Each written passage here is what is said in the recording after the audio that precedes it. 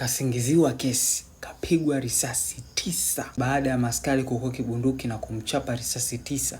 Kiongozi wa maskari akamfuata kuhakikisha kama amefariki, akachukua mguu wa kuku akamchapa nao kwenye shavu, ikatokea upande wa jicho upande wa pili.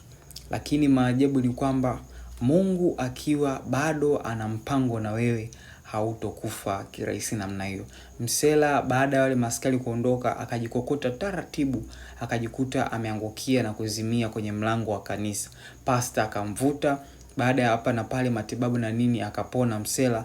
Na msela kilichokuja kumuua wala zikuwa risasi, jamaa alikuja kufariki kwa sababu ya kuzeeka, umri miaka 61. Anyways guys, naomba bonyeza link iliyopo hapa juu, subscribe kwenye YouTube channel. Otherwise, see you yesterday.